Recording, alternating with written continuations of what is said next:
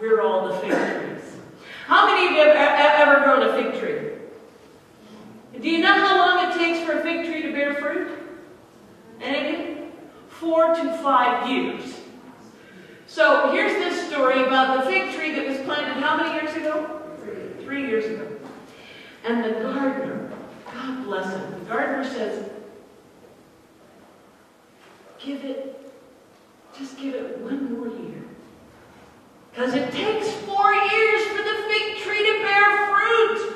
Give it 1 more year and let me tend to it. Let me till the soil. Let me garden it. Let me water it. This metaphor for Jesus is exactly this story where Jesus has come to the people and said, I'm here to try to help you understand what you need to do to connect with God. I'm here to till the soil around your fig tree base. I'm here to till the soil around your trunk so that you can mature and grow and bear fruit as children of God, as fig trees of God. Yesterday, I had the opportunity to watch the film Elmer Gantry. Anybody remember that wonderful film? Starring Burt Lancaster and Gene Simmons and Dean Jagger and Shirley Jones and Arthur Kennedy and Patty Page. How many remember Patty Page? I know she was in a movie.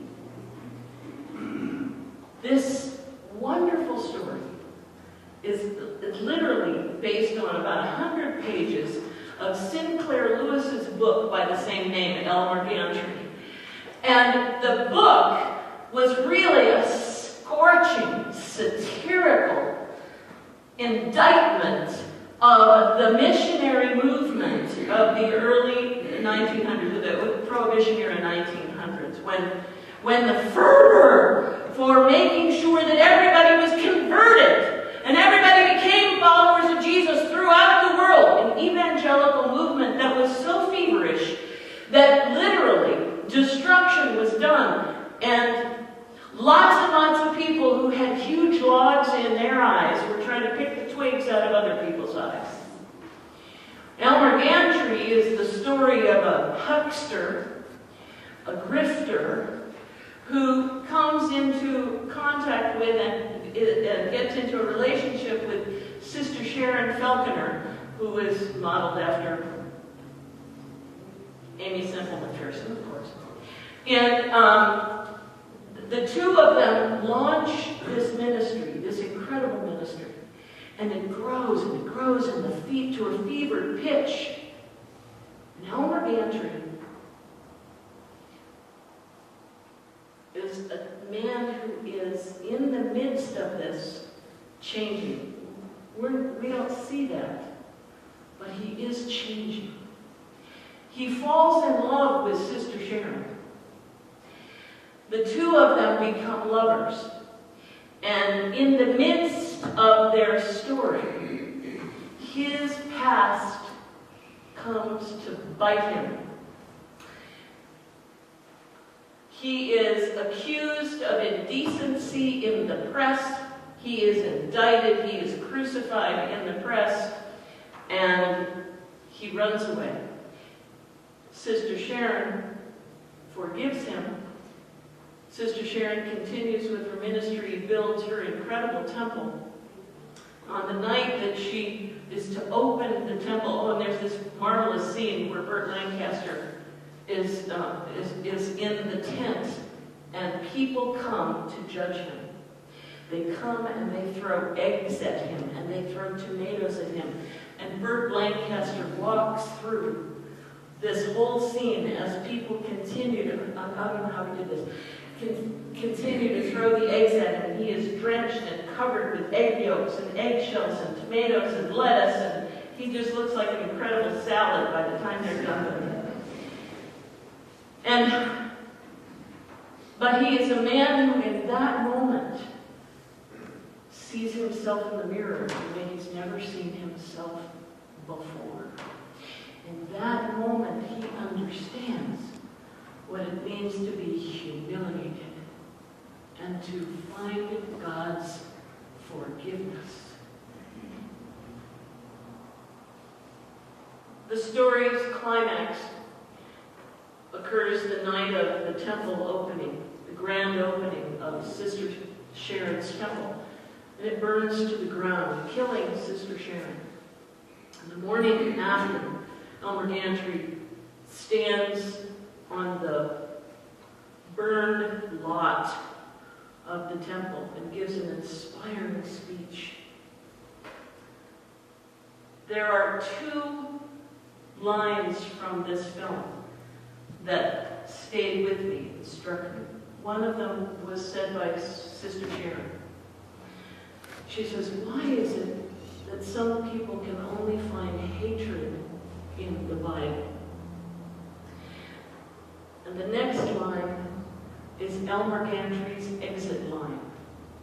On the morning after the fire, he gives an inspiring message, and he talks about Sister Sharon, and he honors Sister Sharon and honors her memory.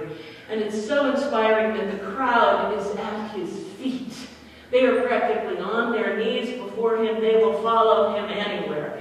And Dean Jagger, who was Sharon's manager, says, "You can, from these ashes, build a new ministry.